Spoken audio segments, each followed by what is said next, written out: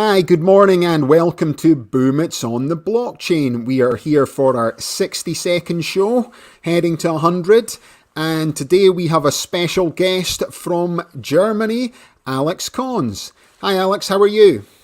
Hi, I'm fine. Thank you so much. Yeah, no problem. So to start things off, Alex, can you give a bit of background about yourself? I think you've frozen there, Alex. Let's have a look.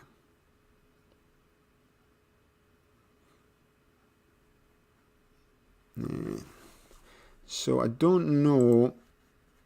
Let's send this back. So Alex is actually a journalist. She is editor-in-chief of BeInCrypto. Let me send her a message there. You've frozen. That's a pity because we're just speaking offline. So maybe we have to get her to log back in.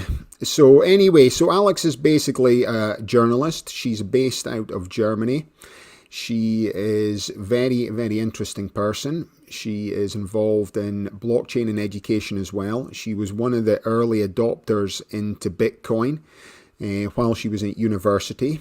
She was involved in, I think, buying into Bitcoin and the technology back in 2015. In addition to that, she was obviously now editor-in-chief of BeInCrypto, which is one of the leading crypto publications out there, based out of Germany. So for people who are interested in crypto and Bitcoin, etc., it's definitely a good publication. All the articles are well written. It comes from a more of a tech perspective. So if you think of people like Alex involved in Bitcoin, they're not involved in Bitcoin because of the price. They're involved in Bitcoin because of the technology. So they all talk about going down the rabbit hole with Bitcoin and the technology itself. And obviously it helps that you've bought into Bitcoin when it's like a couple $100. And so even when it's down at like 17,000, it's not too bad for you. So here she is coming in again. Hopefully we'll bring her in. Let's see. Hi Hey, Alex, how are you?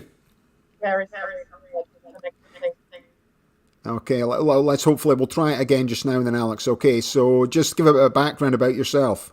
Yeah, sure. I started as a crypto journalist for quite some time. Then I've been editor-in-chief and team lead at BeInCrypto Germany. And after quite some time, I think like 2 or 3 years, I just was up for a new challenge. So I started a podcast last year. It's called Proof of Talk.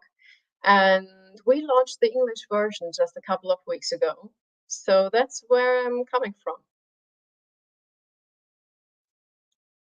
Let's see. So perfect. So let's talk about Bitcoin as well. I was actually giving a bit of background to yourself. You came back in there again, Alex. So let's talk about the significance of Bitcoin when you were involved and why it's important from a technology perspective rather than just from most people talking about it as a commodity. I think from the technology point of view, it's very important because this is where it all started. I think this is the starting point of Metaverse Web3, all that we are talking about now every day. Because without what Satoshi Nakamoto did there and invented, without the very first Genesis block, we wouldn't be where we are today. We wouldn't be talking about all these different cryptocurrencies and everything. So I think Bitcoin is not only super important because it gives us a choice, but it is also super important because it brought technology to us that we are now using for so many different use cases. And we are still so early. We don't even know what the future will bring. We don't have the slightest idea. And I think it's like a pool of ideas he gave to us and the opportunity to really develop something new and to have community based options in the future, maybe even. Yeah, so talk about when you first got involved in it, because I saw from another podcast it was back in 2015. Yeah, sure. I got involved because I'm really deep into the ideology. I thought when I discovered Bitcoin, okay, that's nice. And I fell deeper and deeper into that rabbit hole. And I just couldn't stop it anymore because I was finding out about the gold standard, about so much stuff that I would never have touched base with unless I would have been somehow discovering Bitcoin. So I was, from my personal point of view, I was searching for alternatives because I was very unhappy with everything, with the status quo back in Germany. Maybe this is even related to me as a mom, as a single mom, and I was searching for opportunities to change my life, and I was looking for schools, and I couldn't find something fitting for us. I was looking into investment, and I was like, I don't really get anything of that. And if I get it, I don't want it. So I was searching all over the place, and Bitcoin was there, and it was the answer for everything I was searching for, basically. And it still is, I must say. Yeah, so we talk about Bitcoin being like digital gold, you know? So, and I know a lot of people say, well, it's digital gold, it's fool's gold. But essentially, gold is fool's gold. It's like a shiny rock, we don't use for basically anything, and then the Arabs love it more than anyone else. But, ultimately, if people think about that, well, that's not how it works because it was fool's gold and now it's digital gold. But essentially start to think about this digital gold coming in, and as a technology, where will its applications go? I think we are just seeing the beginning of everything. And I think when we talk about digital gold, I think Bitcoin is much more than that because with layer two solutions like Lightning, we can use Bitcoin as a payment system right now. I do that, like maybe not on an everyday base, but I do it regular. And I have a lot of friends who became Bitcoiners after I've been convincing them for quite some time to just try it. And it's so easy. It's really so much easier than going to the bank and doing all of that stuff and the paperwork and everything. You can just go online and do your thing. You don't need your ID. You don't need anything, basically. It's the on and off ramping that is a bit of a hustle, I think. But if you're in Bitcoin, you can stay there and you can just live your life there. I always say I can just get naked and walk over the border to El Salvador and start a completely new life with just my Bitcoin key inside my head, and that's it. And this kind of vision I want for my life. I want it because I really feel like we're in such a chaotic time, and this brings some kind of peace to my mind. So I can say, okay, it doesn't matter what is happening. Bitcoin is always an option to opt out. Even we don't know who really Satoshi Nakamoto is. Could be that it's a huge trap and somebody is fooling with us. I don't know, but right now it doesn't look like that. So I just enjoy this little peace of mind that we have there in form of digital gold that is more than digital gold. Basically, it's everything. Yeah, and so for people to understand, but other cryptocurrencies coming up there behind Bitcoin, because obviously there's only going to be one Bitcoin, and after Bitcoin came along, there was this big, we wanted to do stable coins for every single industry, and it didn't really work out in terms of, because essentially once things benchmarked against the dollar, how many stable coins do we actually really need, for the benefit of that? But what other sort of cryptocurrencies do you think people should be aware of, and which ones are going to get bigger over the next, say, 36 months? I think it's always a good idea to look at the maybe 20, 25 biggest cryptocurrencies out there. And then you need to have a look at the use cases because, from my point of view, I would not recommend any cryptocurrency besides Bitcoin. But if you are searching for something interesting, you always can have a look at Ethereum because there are so many use cases. This is basically a smart contract platform where everything is like layered up, and there's so much diversity into how we can use that blockchain technology besides financial. It's crazy. And then we have this fun part, like there's so many fun currencies out there. And if you just want to have fun and have a look, and it's getting more and more serious. And I think we will see the blue chips surviving that crypto winter. And what comes out will be there likely for quite some time. And right now, I would just concentrate on the biggest players, like who's investing and what are the teams behind the currency really doing? Because we see a lot of stuff going on in Africa, led by Cardano, and I think why not have a look inside the ecosystem of that because they're into the metaverse as well. There's so many projects. They are more diversifying at the moment, and they're spreading into not only financial but metaverse, social, and I think it's endless. And I really think have a look at the biggest player, have a look at what is interesting to you, and not necessarily about where I don't know what the media is telling you, what YouTubers are telling you to do. That is not always a good idea, but have a look where the money is flowing, where are the big investors going, and this is definitely the ones who are providing us with use cases. Yeah, exactly. So I think in the States anyway, obviously Ethereum's getting bigger and bigger because so many people are starting to use the use cases for that. And, in the oil and gas industry, that's my traditional background in energy industry. The tokenization platforms are all running on Ethereum. Essentially the smart contracts that are coming in that are all running on Ethereum as well. And then people need to understand that, that the adoption of smart contracts, essentially 10 years from now, there won't actually be such a thing as an invoice. Now, people will be sitting there thinking, how can that be the case? But essentially what a smart contract will do is it means when the goods and services are delivered on site and the smart contract's agreed and it's on a blockchain, whether it's a permission or public blockchain, it'll automatically be executed and then you will be paid instantaneously for your goods and services. So there'll be no longer this 30-day, 60-day, if you start working with BP and Shell and ExxonMobil, 180 days, so because that's how it works in the oil industry. So you're waiting all this time to get paid from these companies. They'll pay you from executing. Now, people might think, well, wait a minute, I would rather hold on to this money in my bank for that 180-day period. But I sat in a panel with Saudi Aramco, essentially the biggest oil company in the world, turnover $1 trillion a year. They think they could save up to 8 to 11% of their fixed costs by moving to smart contracts in the next 10 years.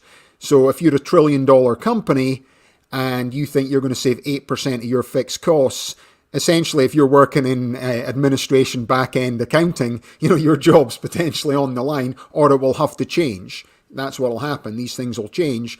But ultimately, that's just one specific use case of this technology.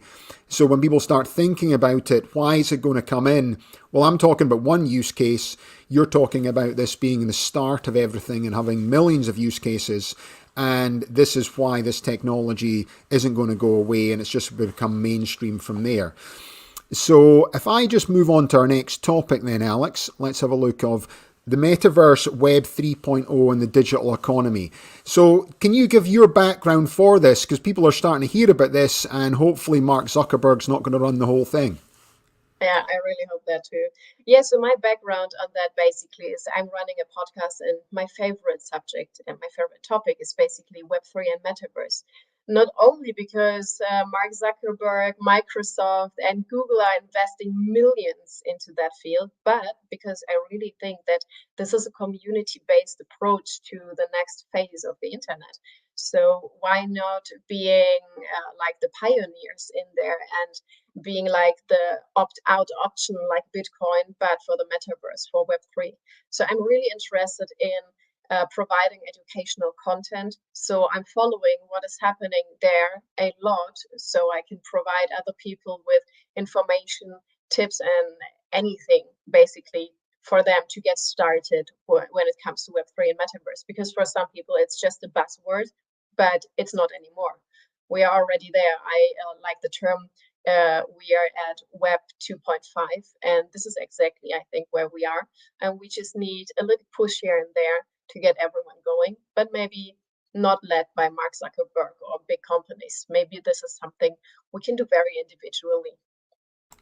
Yeah, it's the decentralization of the whole blockchain. That word decentralization or decentralized allows people to start to use this technology. So let's just break it down. So if we think of the metaverse first, give a bit of description about the metaverse and maybe the barriers that is going to stop us adopting this. Yeah, I think what we are now working with are platforms. Special Web3 platforms, let's call it like that.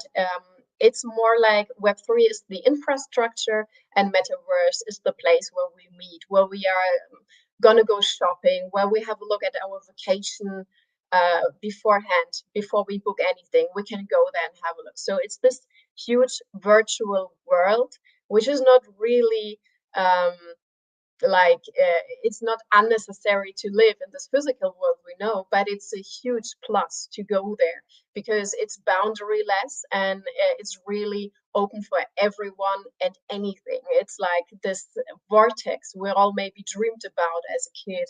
We can really create anything there, and we can really connect there. From my point of view, we have now a lot of metaverse island projects. They are not really connected and they are not really providing this whole economy how we know it from our physical world yet.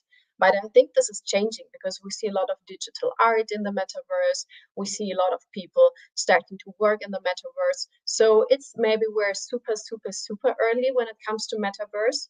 But I think it will there will be a ripple effect because there are so many people out there working from home now, doing remote virtual work, and it's getting more and more and more because why not?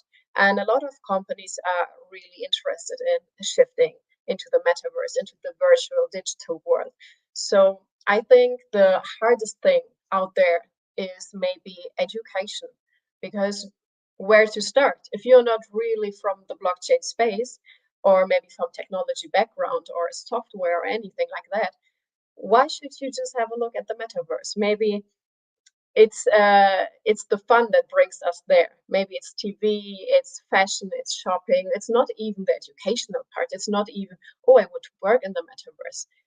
But this is maybe how we can use it to really better our lives instead of just going shopping, which is the fun part. But maybe this is what really is like maybe boundary crossing. You know what I mean? If we provide fun, the people will come to the metaverse and they will discover it and they will see the benefits this is providing us. But until everybody's ready for the metaverse, there needs to be so much more education out there. And as you said, decentralized education and not necessarily education from Mark Zuckerberg or Google or Microsoft or other big players out there. Yeah, I've seen Mark Zuckerberg's recent avatar, and he looks pretty muscly. You know what I mean, like Captain America. I don't know if that's actually true or not, but it's certainly the image he's trying to portray. So if you think about, if you think like Web 1.0, Web 2.0, Web 3.0, just break that down for people to understand what is your understanding of each part of this and when did it come in? Yes. So I think Web 1 was what we all knew. Like when I was maybe like 8 years old, I still remember I had the very first computer out there. My uncle was deeply into technology, so he was like, yeah, here, kid, this is a computer. Use it wisely. And I had access to the internet. It was still like, beep, beep, beep, when you connected. So it was very basic. You really couldn't do anything out there. And what we see now is very much more connected and maybe not really interactive in the terms of what we might experience in the future, but Web 2 is what we know today. It is part of our life already, but it's not really like we cannot live without it. So, and I think what we are experiencing right now is maybe 2.5. We already are shifting into the Web3 world step by step, even if we don't know it. We're super early, this is why. And I think Web3 will be not only decentralized, but interactive. And this is what we are maybe missing now in Web 2, because it's not decentralized and it's not so interactive. Maybe some of us feel like it's interactive because it's fun. But if we step outside of gaming, what do we have? Like, not so much fun. So I think Web3 will be very community-based, decentralized, and interactive in a way we cannot imagine right now. Yeah, and I think for, coming from a finance background, it's a bit like finance and the internet as well. So, it's information's come there, now this finance has come on the internet, and then all this technology is coming out and people are starting to understand it. And I think the word token is going to be more and more prevalent going forward, and the word tokenization, and moving away, the word cryptocurrency, because there's a lot of confusion with cryptocurrencies and fiat currency, where I think, what we'll find over the next coming months from the regulators is that, out of the 14,000 cryptocurrencies, about 13,900 were actual securities. And it doesn't matter which part of the world you're in, you're going to be dealing with a regulator. whereby the word token, and people can understand tokens, and tokens can represent assets. So wait a minute, these are tokenized assets, a token. I can start understanding it, because essentially a token can provide me distributions where a cryptocurrency doesn't. So, and they call them distributions in the same way a share provides dividends.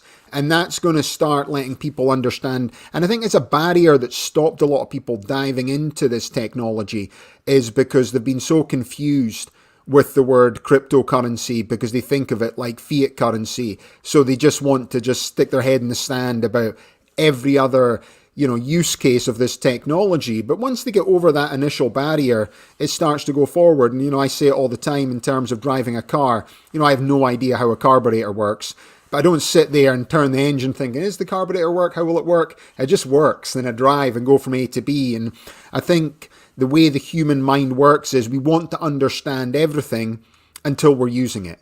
Like, most people don't know how the internet works. We just know whether it's 5G, 4G, it's going slow, I can't download my movie. We don't understand how this pixelation of information moves along a fiber line and comes up on another screen somewhere across the world instantaneously.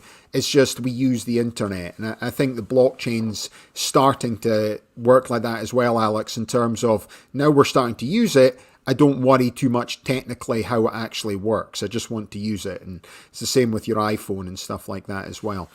So that's interesting. So let's move on to our next topic here, is blockchain and education. So we had Principal Z came on and spoke about how he was getting involved in blockchain and education in New York State, and he was an educator for 20 years, and they're starting to use this technology.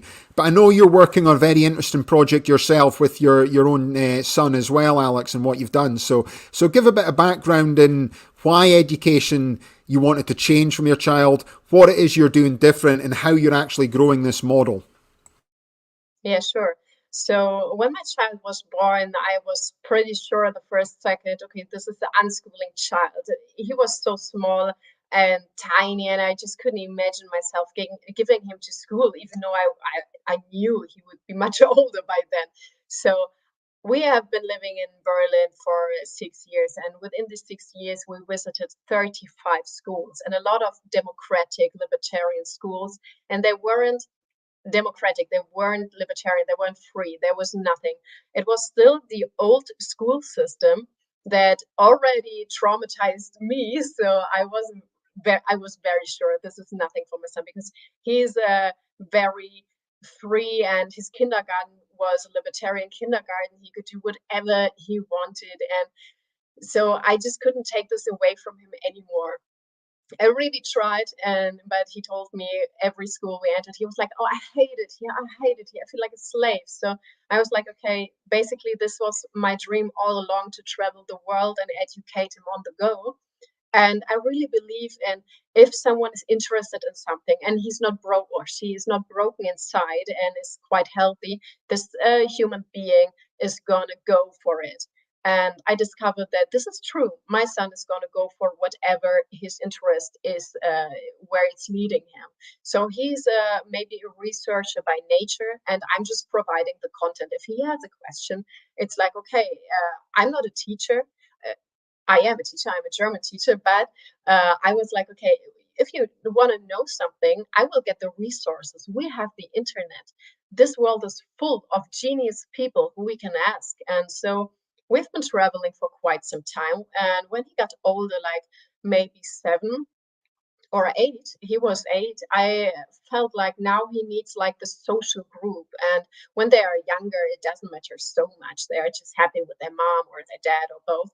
And after that, I discovered, okay, they need a peer group to really learn from each other as well. So while Corona hit the world, we have been in lockdown at the Canary Islands, and I discovered, okay, I love it there. I will move there. So we just stayed, and we are still residents there. And the educational system is quite open-minded there. So if you provide any kind of proper education to your child, whatever that is, it's fine for the government. So we just gathered some kind of like-minded families that are into that. So we started like a little unschooling, free schooling project where the kids are very free. And I discovered, like, if I really want him to be the best version of himself, and he needs to be ready for what is out there, I need to teach him what I do learn right now. So if I learn about Bitcoin and I build a node, he's by my side, he's doing it. And if I learn about blockchain, how this is working, and if I have like if I'm working on something that is quite, even when it's quite difficult, I need to break it down to explain it to my listeners, to my readers. So my son is always my go-to person to explain something to. So if I can explain it to my son, I'm good at it. I know it. I can explain it to someone else. So he knows everything I know, basically. And I teach him, because if he's going to go out there and Mark Zuckerberg is telling him, oh, hey, I got the perfect option for you here, you can just choose my metaverse, my son will always know to check the facts and how everything's working in the background. And I really think the school system as we know it today, especially in Germany, it's outdated. We are not providing enough educational content. We are providing maybe even traumatizing children, and it's not really. If I When I left school, I wasn't ready for life, not at all. So why have I been like sitting there 9 years of my life in this high school? And it was a private school. It was a good school, and it was 9 years for what? And basic education is fine, but this 9 years afterwards for what? So I decided every child should have a chance to really learn what they need in life, and they need to learn what we are using now, what we're early in now, because this will be for them like the best benefit ever. If they finish school, they know math, they know languages and everything, but they also know technology. So why not? We are living in a digital world. We can travel the world. Why not teach our children everything that comes across? This is what I think. Yeah. So what have you done for your school out in the Canary Islands then? Give a bit of background of what's happened with that. Yeah, so we just try to see what the children are interested in. And we just try to provide as much content as possible. If they're asking for, hey, how is podcasting working? I'm like, okay, I will open up my office for a couple of hours every week. They can come in and they can have a look. I will explain everything. They can try everything out. Same thing goes for the metaverse. If they're interested in learning about the metaverse, we will provide them with the educational content, of course. They have the technology they need to have to explore everything on themselves. They always have like at least 2 or 3, I don't want to call it teachers, but yeah, let's call them teachers, but they are not really leading the way. They're just providing information. So this is what we try. If there's something out there and really something important happening in technology, in anything, we just try to provide the infrastructure to learn and just leave it from there, because kids are so smart if you let them. If you let them be smart, you don't really have to put everything in their face and shovel it up there, because this is not really what they want. They want to be free, they want to be loved, and they want to explore the world. And if you just let them do that, it's working out. Yeah, and I think from Principal Z's argument was that the traditional educational system is designed for the industrial age. Yeah. So, and we've moved on from the industrial age. So basically, we were getting assigned doing some sort of memory test to essentially put us into sort of little modules. So we were in a little module, and then we're just working through this module, and then suddenly we'll go and work in some company, and we'll have our little piece, and we'll just start working in there. And if you're good at this memory test, then essentially you'll get higher up on the ladder. But if you're not good at memory test, or you struggle with exam anxiety, and then essentially you get put down, whereby If you're thinking of like individual education programs that, we spoke about offline, my oldest child's autistic and he's got an IEP, they call it here, but it's actually a good system because essentially now you've got an educational system specific to your child and he's no longer getting matched against his peer evaluation, which can be so detrimental to young children. Is how are you evaluated against your peers? So it should really be evaluated against your own individual progress, and you shouldn't be marked down just because you're not great at spelling, say. Because, now you've got Google basically corrects your spelling anyway. American Google's not so good because they corrects my Scottish English into American English with the bad spellers that are out here. But ultimately, why are we tested on that anymore? It's just coming into that as well. So how is your school developed? How many children are in your school right now then, Alex? I think we have 15 to 18 children. And what I like to call it, it's decentralized education, decentralized learning, basically. Yeah, this is how it's going. But we see a lot of more traction coming there. And we are thinking about founding another school for the elder children because we saw that they have different needs from the little ones. And we just go with the flow. I like to say that as well, because everything is so static, like the traditional school system. You have to do this when they tell you, but basically this is not how I work as a human being. I don't really like to be told what I need to do, and if I'm not ready to do it yet, and if I'm ready to learn something else instead, why is that bad? I don't really see that. So this is what we try to provide for the elder children.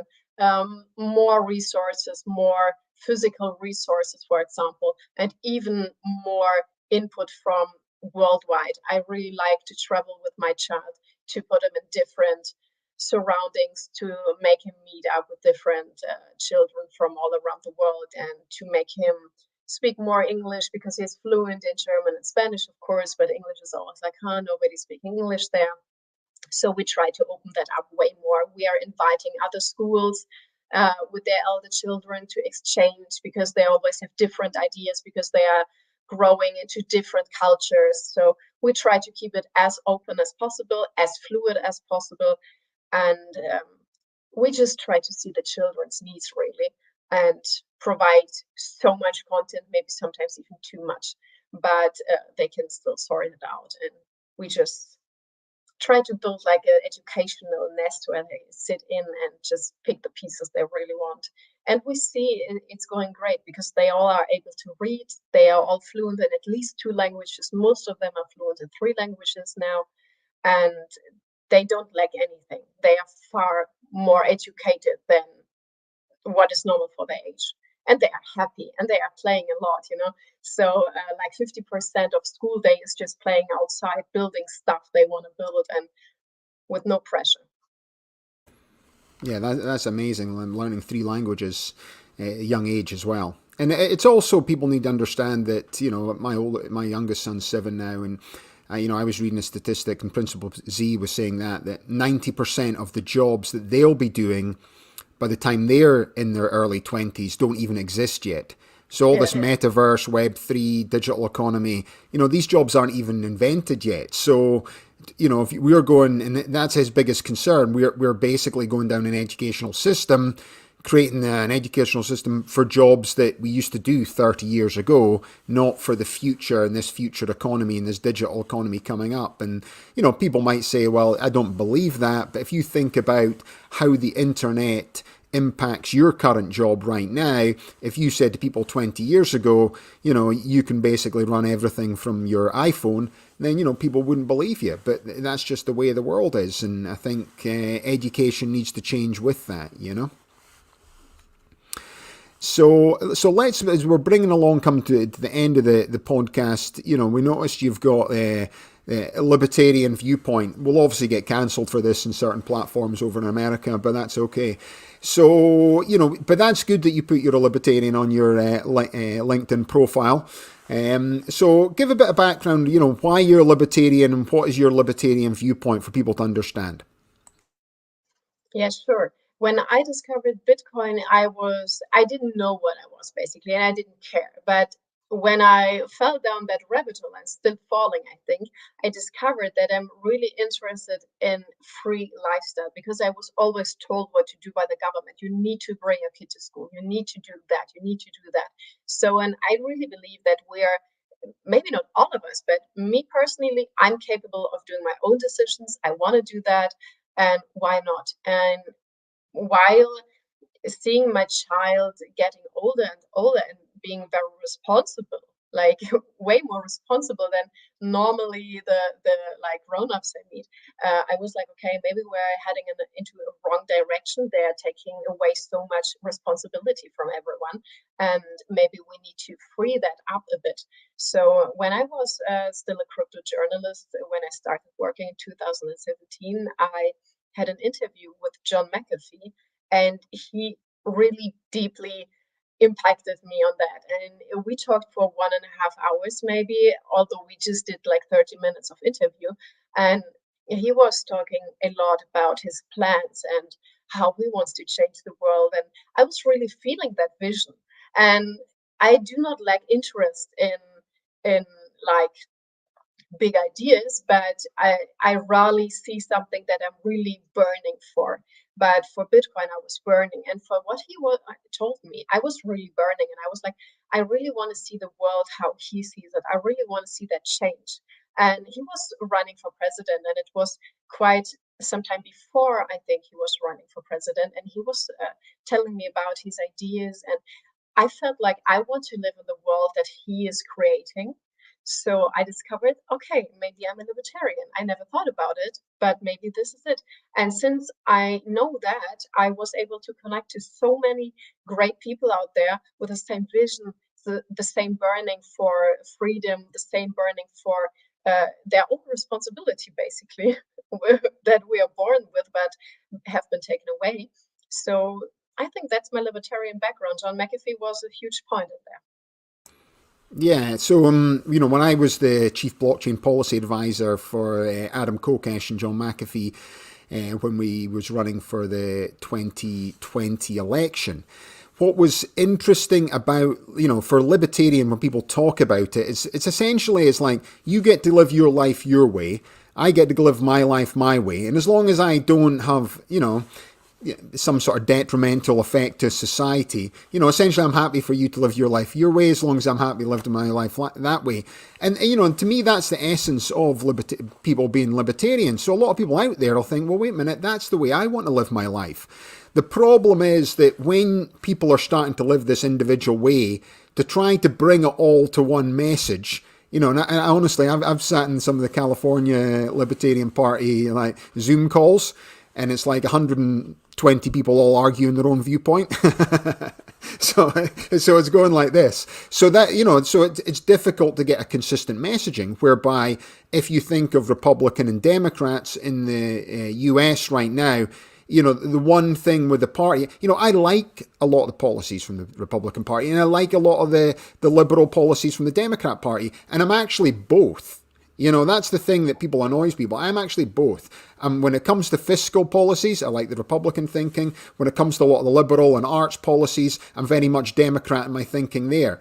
But then I have to choose. And whichever side I choose, I've got to follow every single policy they go with. And I don't want to think like that. I want to think my own way. To me, politics is about policy. And you should basically have your own decision process on every single policy out there.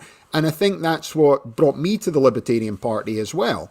But because of that type thinking, and because the way they want to push you in there, and the difficulties with the Libertarian Party getting a foothold in the American system, it means that this type of thing gets pushed down. And, a lot of the Democrats, they don't mind the Libertarian Party, because they see it as sort of like your sort of, pot-smoking Republicans, and then they take votes away from Trump. So Jo Jorgensen, that Trump bashed throughout the 2020 election, they should be thanking her, because if they all voted Republican, he would have won. But there was a lot of different places where they voted for Spike, they voted for Jo Jorgensen, and that allowed, Biden to get in those states. And people don't think that. And then you've got Andrew Yang coming up. So he's got his new Forward Party. And I like Andrew Yang. And a lot of he talks about blockchain and Bitcoin and crypto, maybe more so. But he's coming from a democratic perspective. And what you're finding is the CNN and that when they get him on, even though he ran for the Democrat Party, they liked him before, he's got the Yang Gang, they're basically saying, oh, wait a minute, you're not allowed to vote for Andrew Yang because it might help Trump get in. So it's weirdly, the weird thought process is that the Democrats will actually prefer the Libertarian Party to the forward party of Andrew Yang because essentially he might take Democrats to vote for him. And that's just a two-party system. So how does the, just to finish it off, how does the political party system operate in Germany? Because a lot of Americans don't really understand it. Yeah, I think it's a bit different from what we see as. Basically, everyone can start in politics. We have these political parties, and you can be part of that, and you can work your way up. And there's so many of them. I am not really a fan of voting, so I went there just to have a look at how many parties are there. What can I choose? And it's an endless ladder of options. Basically, we have everything from animal welfare to holistic stuff. So basically, they're like democratic and social. They're really big back there in Germany, and we have like Green Party and this kind of stuff. So this is quite big, and it's always like they have to get along with each other because no party is getting all of the votes, of course. So it's always like a mash up. We call it traffic light system because it's always red, green, and yellow that comes together, and they have to get along, and they do need to discuss everything. And basically, it's very open. So if you want to end up in politics, you definitely have the chance. And there's so many people I know from my childhood. They started being interested in politics, and they entered different parties, and they worked their way up, and they really changed something. Maybe just on a city-based level, but some got higher and have this communal based party system even. So I think it's really, if you want to call this democratic, it's democratic.